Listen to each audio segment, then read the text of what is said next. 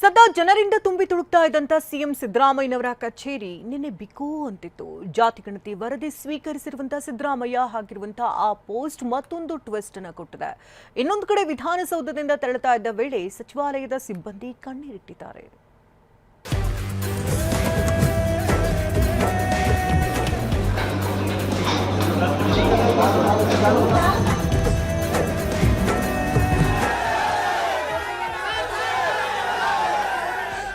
ನಾಡದೊರೆ ನೋಡಿ ಕಣ್ಣೀರಿಡ್ತಿದ್ದಾರೆ. ಹುಲಿಗೆ ಜೈಕಾರ ಕೂಗ್ತಿದ್ದಾರೆ. ಜನರಿಂದ ಗಿಜಿ ಗಿಜಿ ಅಂತಿದ್ದ ಸಿಎಂ ಕಚೇರಿ ಬಣಬಣ ಅಂತಿದೆ. ವಿಧಾನಸೌಧದ 3ನೇ ಮಹಡಿಯ ಕೊಠಡಿ ಸಂಖ್ಯೆ 323ರ ಬಳಿ ನೀರವ ಮೌನ ಆವರಿಸಿದೆ.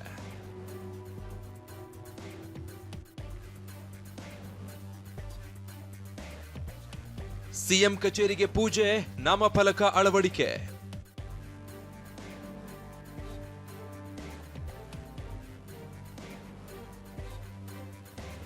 ಸಿಎಂ ಸಿದ್ದರಾಮಯ್ಯ ಕಚೇರಿ ಖಾಲಿ ಖಾಲಿ.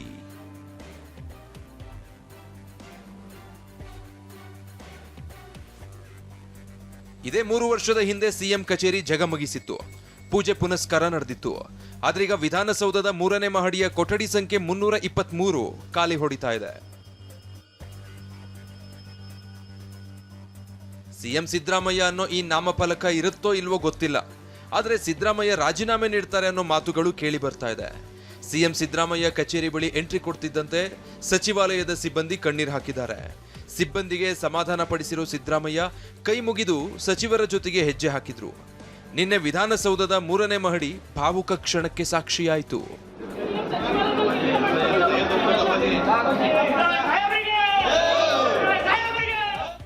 ಸಿಎಂ ಸಿದ್ದರಾಮಯ್ಯ ತೆರಳುತ್ತಾ ಇದ್ದ ವೇಳೆ ಸಚಿವಾಲಯದ ಸಿಬ್ಬಂದಿ ಘೋಷಣೆ ಕೂಗಿದ್ರು. ಸಿದ್ದರಾಮಯ್ಯ ಸಾಹೇಬ್ರಿಗೆ ಜೈ, ಹುಲಿಗೆ ಜೈ ಅಂತ ಘೋಷಣೆ ಕೂಗಿದ್ರು.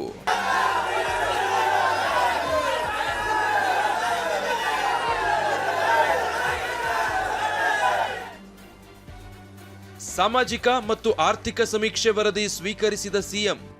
ರಾಜಕೀಯದಲ್ಲಿ ಸಿದ್ದರಾಮಯ್ಯ ನಿರ್ಗಮನ ಸುನಾಮಿ ಎದ್ದಿದೆ. ಇದರ ನಡುವೆಯೇ ಸಿಎಂ ಸಿದ್ದರಾಮಯ್ಯ ಸಾಮಾಜಿಕ ಮತ್ತು ಆರ್ಥಿಕ ಸಮೀಕ್ಷೆ ವರದಿ ಸ್ವೀಕರಿಸಿದ್ದಾರೆ. ವಿಧಾನಸೌಧದ ಸಿಎಂ ಕಚೇರಿಯಲ್ಲಿ ಹಿಂದುಳಿದ ವರ್ಗಗಳ ಆಯೋಗದ ಅಧ್ಯಕ್ಷ ಮಧುಸೂದನ್ ನಾಯಕ್ ವರದಿ ಸಲ್ಲಿಸಿದ್ರು. ಇನ್ನು ಹಿಂದುಳಿದ ವರ್ಗಗಳ ಆಯೋಗದ ಸಾಮಾಜಿಕ ಮತ್ತು ಆರ್ಥಿಕ ಸಮೀಕ್ಷೆ ವರದಿಯಲ್ಲಿ ಜಾತಿವಾರು ಜನಸಂಖ್ಯೆ ಎಷ್ಟಿದೆ ಅನ್ನೋದನ್ನ ನೋಡೋದಾದ್ರೆ, ರಾಜ್ಯದಲ್ಲಿ ಮುಸ್ಲಿಂ ಜನಸಂಖ್ಯೆ 14%, ಅಂದ್ರೆ 75ರಿಂದ 80 ಲಕ್ಷ ಜನಸಂಖ್ಯೆ ಇದೆ ಎಂದು ವರದಿಯಲ್ಲಿ ಉಲ್ಲೇಖ ಆಗಿದೆ. ಇನ್ನು ವೀರಶೈವ ಲಿಂಗಾಯತ ಜನಸಂಖ್ಯೆ 11% ಇದ್ದು 60ರಿಂದ 65 ಲಕ್ಷ ಜನಸಂಖ್ಯೆ ಇದ್ದಾರೆ. ಒಕ್ಕಲಿಗರ ಜನಸಂಖ್ಯೆ 10% ಇದ್ದು 55ರಿಂದ 60 ಲಕ್ಷ ಜನಸಂಖ್ಯೆ ಇದೆ. ಕುರುಬರ ಜನಸಂಖ್ಯೆ 8% ಇದ್ದು 40ರಿಂದ 45 ಲಕ್ಷ ಜನಸಂಖ್ಯೆ ಇದೆ ಎಂದು ವರದಿಯಲ್ಲಿ ಉಲ್ಲೇಖಿಸಲಾಗಿದೆ. ಜನಸಂಖ್ಯೆ ಆಧಾರಿತವಾಗಿ ಬಹುಮತದ ಆಧಾರದ ಮೇಲೆ ಎಲ್ಲ ನಿರ್ಣಯ ಆಗೋದು.